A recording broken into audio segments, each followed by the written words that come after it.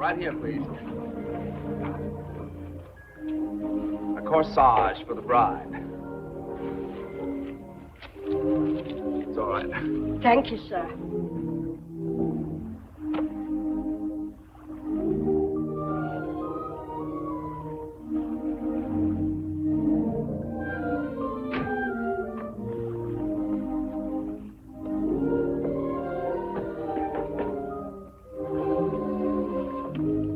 Well, tomorrow we'll be all straightened out. You'll be on your way, and I'll be on my way. Where?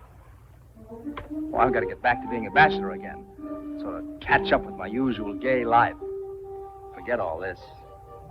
I hope you enjoy your gaiety. Thanks. I hope you'll enjoy your divorce. Thanks. I didn't know getting married was so depressing. I'm sorry now I asked you. Oh, that's all right. I'll get over it. Oh, God. Our romance won't end on a sorrowful note. Though by tomorrow you're gone. The song is ended, but as the songwriter wrote, the melody lingers on. They may take you from me. I'll miss your fond caress. But though they take you from me, I'll still possess the way you wear your hat, the way you sip your tea, the memory of all that. Oh no, they can't take that away from me, the way your smile just beams, the way you sing off key, the way you haunt my dreams.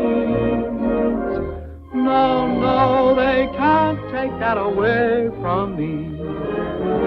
We may never, never meet again on the bumpy road to love, but I'll always, always keep the memory of the way you hold your knife, the way we danced till 3, the way you changed my life. No, no, they can't take that away from me. No, they can't take that away from me.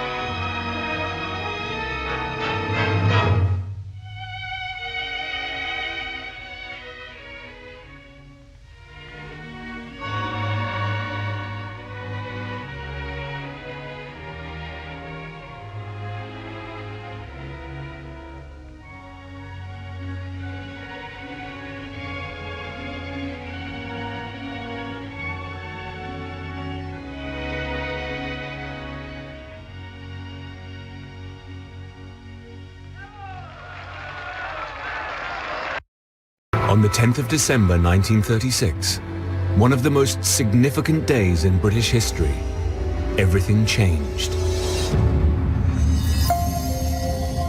It began, like any other typical day for 10-year-old Elizabeth, with one of her favorite pastimes, a swimming lesson. After her swimming lesson, Elizabeth went home. Elizabeth was getting ready to write up her notes from her swimming lesson, and then she heard these sounds from outside, these great sounds of God Save the King, and she went to a footman and said, "Why is this? What's happening?" By an instrument of abdication dated... And the footman said, "Your uncle has abdicated, and your father is king." God save the king. And Elizabeth was rather surprised. She was only 10, and she went to her sister, Margaret, and said, "Margaret, uncle has abdicated, and father is king." And Margaret said, "Well, does that mean you're going to be queen now?" And Elizabeth said, "Yes." And Margaret said, "Well, poor you." But Elizabeth, she was so unflappable, she was so calm. She sat down and she wrote up her swimming notes as she planned to do, but at the top she wrote Abdication Day. And that, to me, is the key to Elizabeth's character.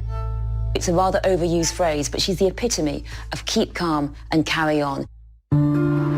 King Edward VIII had abdicated after falling in love with a twice-married American divorcee. Political pressure forced him to choose between the crown and the woman he loved. I remember being told that there was going to be a broadcast at night, and I was in bed, and I had a little wireless. I turned it on, I lay there, and I heard what he had to say. I have found it impossible to discharge my duties as king without the help and support of the woman I love. The last thing she wanted was to be queen. She did not want her father, who was a sick man, to bear the awful burden of being monarch. And I would think that she saw the abdication as being, from the point of view of her family, an unmitigated disaster. She was 10 years old, shy, and hadn't received the best of educations. But now, she would one day be queen.